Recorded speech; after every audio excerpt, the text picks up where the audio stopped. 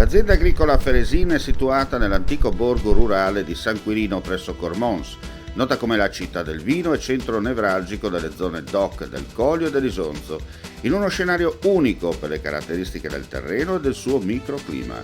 Metodi antichi di vinificazione e affinamento vengono reinterpretati e utilizzati per ottenere vini complessi e longevi.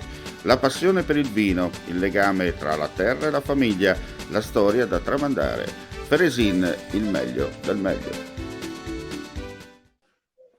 Ben ritrovati gentili amici e amiche alla Bisogno dell'Ascolto per quanto riguarda l'informazione con Mixed, la politica con noi collegato Gianni Taruzzi, al quale do il buon pomeriggio. Ben ritrovato Enzo.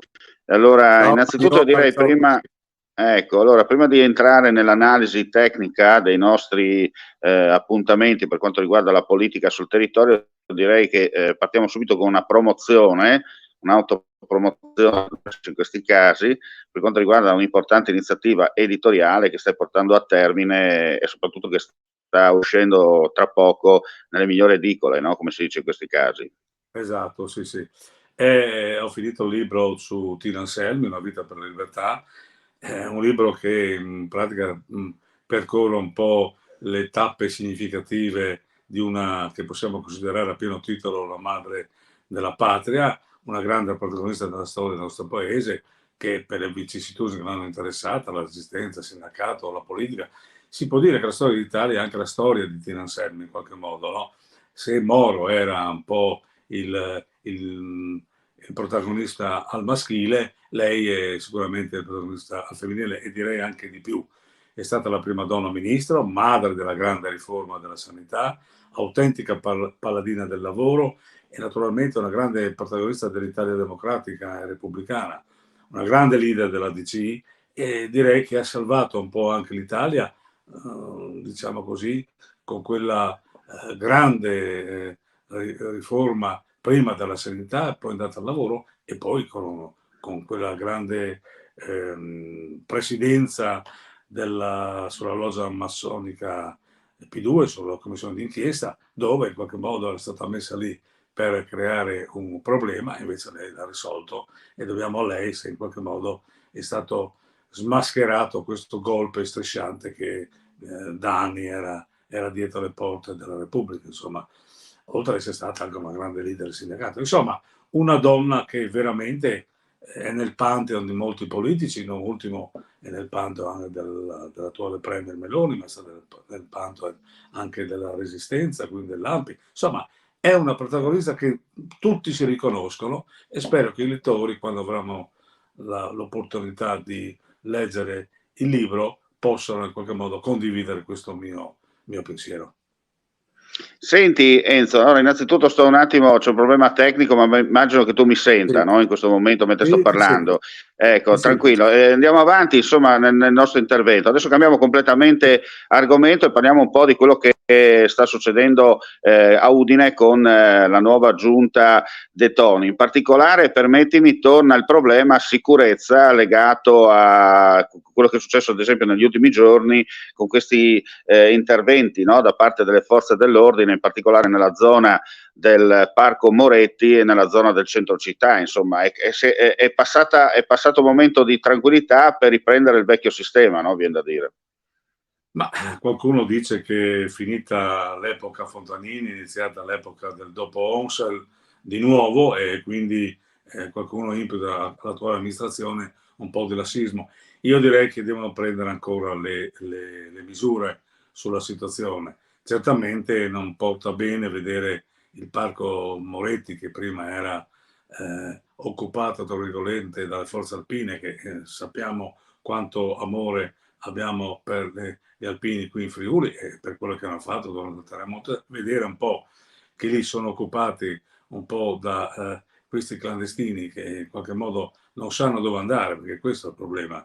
Noi accogliamo delle persone ma non sappiamo più di tanto cosa fare, perché evidentemente sono qui, saranno in transito, ma intanto creano quel subbuglio, quel problema che la cittadinanza, gran parte della cittadinanza non apprezza, insomma, apprezzerebbe che venissero accolti bene, che fossero dati, insomma, la possibilità anche di integrarsi, ma la vedo un po' difficile. Quindi bisogna vedere in questi mesi, in estate si sa la cosa ancora più preoccupante e più delicata, cosa farà il sindaco di Udine, che penso ci pensi giorno e notte, perché è un problema che insomma non è da poco, insomma. Certo.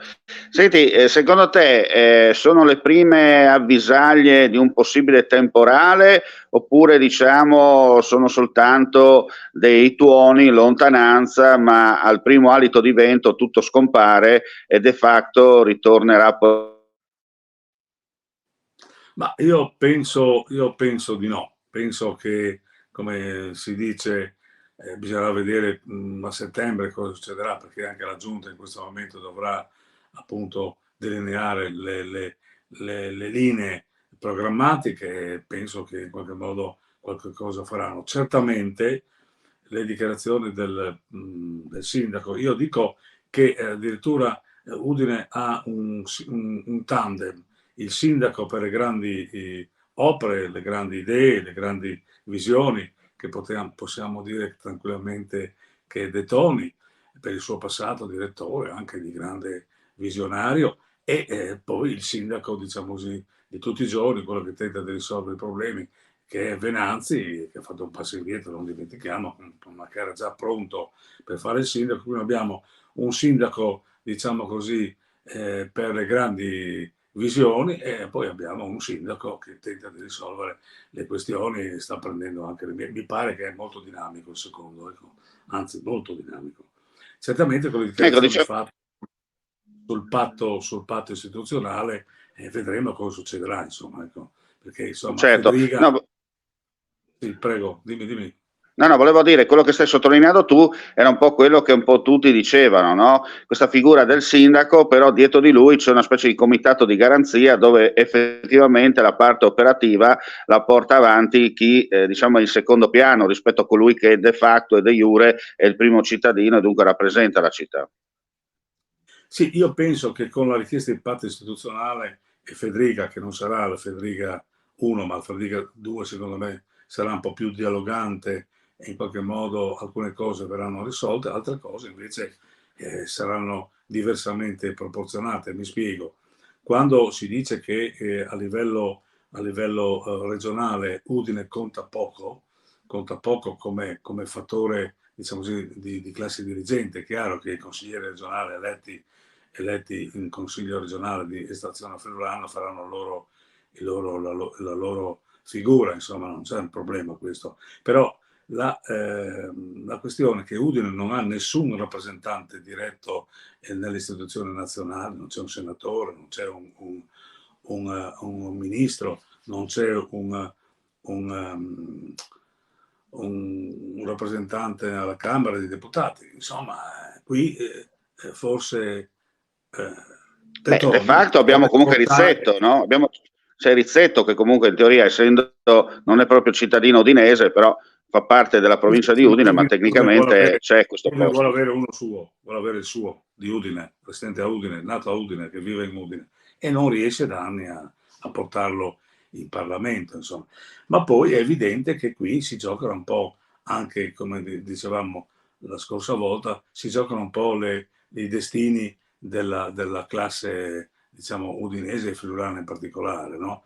Perché noi sappiamo Certo. che Udine, una volta tutto passava per Udine, poi è chiaro che sia sulle sponde dell'Oncello che nel Golfo di Trieste non stanno a dormire e stanno pensando già al dopo Federica, perché Federica è certamente un fuoriclasse, ma Max non durerà per sempre e per cui stanno già vedendo chi, come, perché. Mentre Udine io penso sia ancora sopita sulle parole, ma è chiaro che vedremo, come abbiamo sempre detto, in questi 3-4 Certo, mesi che cosa succederà. Intanto il chiaro. dibattito, andiamo a vedere, è già iniziato fuori dal palazzo. I palazzi Mm. parlano di un certo, ma la gente comincia già a parlare, a dire, a vedere se c'è qualche leader futuro che possa in Certo. qualche modo partire per arrivare in regione da Udine, dalla provincia di Udine.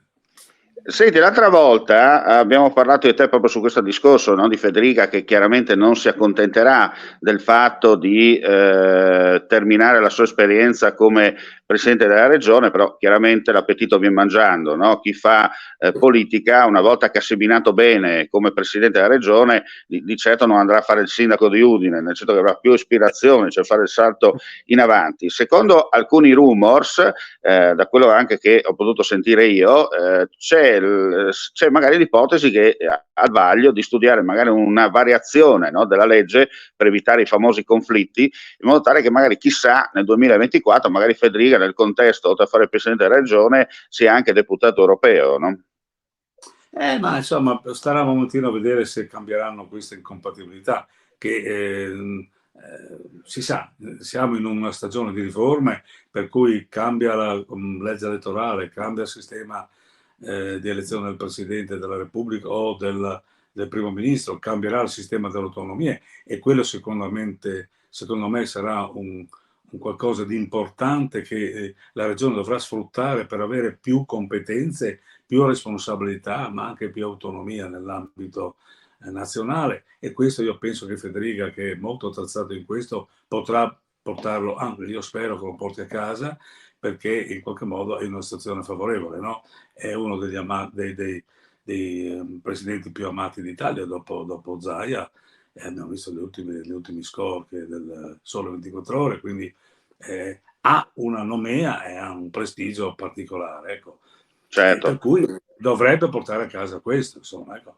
Chissà, certamente l'europeo, a mio modo di vedere, siccome ha operato bene, sbancherebbe molto, insomma, quindi, ma però gestire una regione, fare anche l'eurodeputato, una volta cadessero le incompatibilità, è un po' difficile, insomma, un po' complicato. Certo.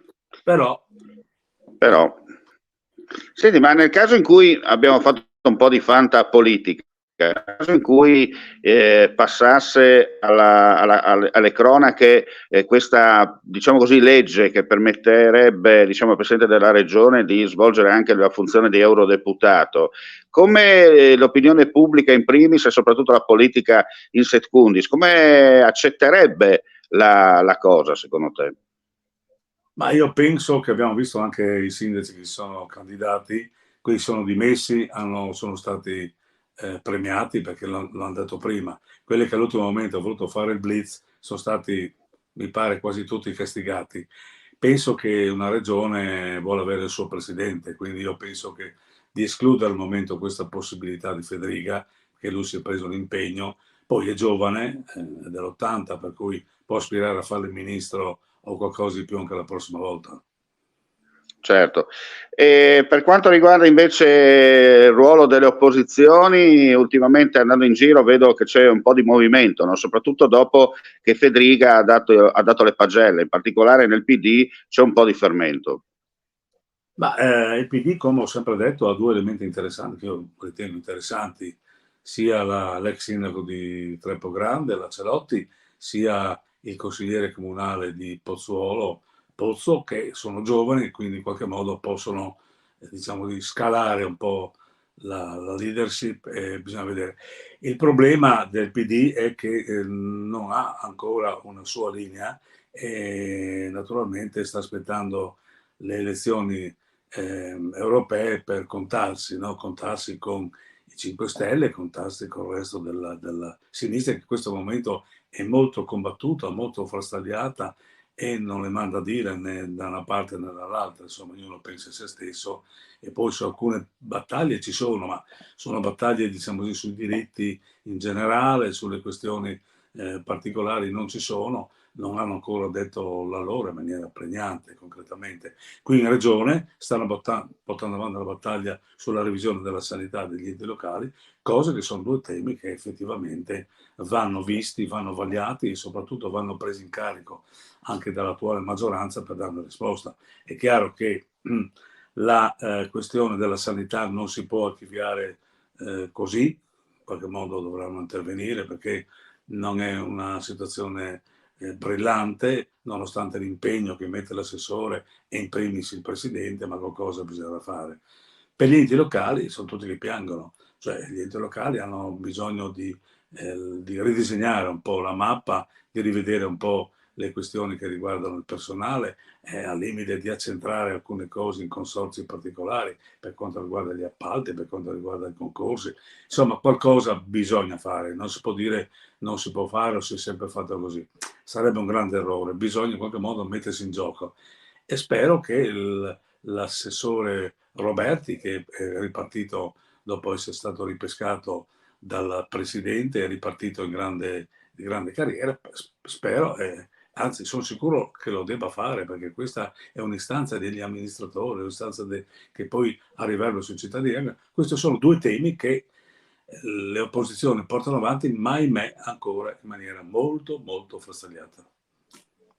Bene, Enzo, io ti ringrazio come sempre per il tuo intervento, ringrazio anche i nostri amici vicini e lontani. Oggi mi scuso, ma siamo in versione radiocronista perché ci sono dei problemi tecnici che per l'importante, ho visto che tutto è andato in onda regolare, questa è cosa importante. Con Mixed diamo l'appuntamento ai nostri amici la prossima settimana, come si dice, stessa rete, stessa ora, e soprattutto chissà, da qui a 7 giorni magari vedremo altre novità per quanto riguarda la politica in Friuli Venezia Giulia. Ma io penso qualcosa ci sarà, non svegliamo niente, ma qualcosa ci sarà. Benissimo, allora grazie ancora per la visione e l'ascolto, non resta che darvi appuntamento come detto venerdì prossimo. L'informazione su Friuli TV continua con gli aggiornamenti di cronaca attraverso il nostro sito friulitv.net e le videocronache attraverso friuliplay.net. Prima di concludere però ricordo ancora l'appuntamento in edicola con la nuova opera editoriale del nostro amico Enzo Cattaruzzi dedicata alla figura di Tina Anselmi, e poi accenniamo una cosa proprio veloce perché ci sarà una novità importante a partire da luglio su questi schermi Artù per tu, e mi fermo qui. Va bene, non svegliamo niente ancora. Ok. Tanto così. Ok, Mandi e alla prossima. Arrivederci a tutti, grazie.